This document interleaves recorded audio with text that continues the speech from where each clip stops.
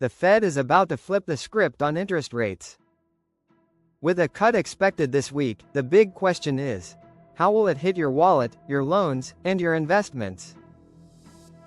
Let's break it down.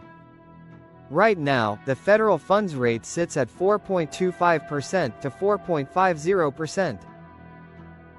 That's the highest we've seen in years, but cracks are showing.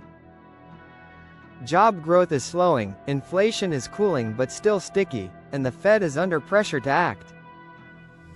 Markets are pricing in a 25 basis point cut, and some even whisper about a half-point move.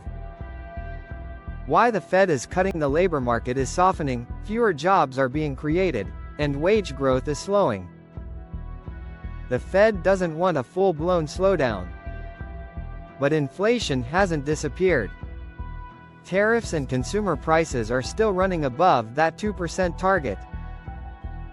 So the Fed is trying to balance cooling prices with keeping the economy alive.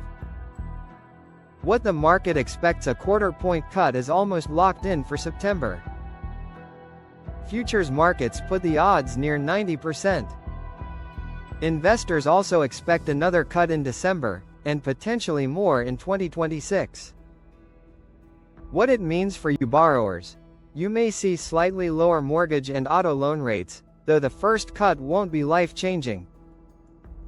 Investors. Stocks, especially tech and real estate, could rally on lower borrowing costs. Bonds may also benefit.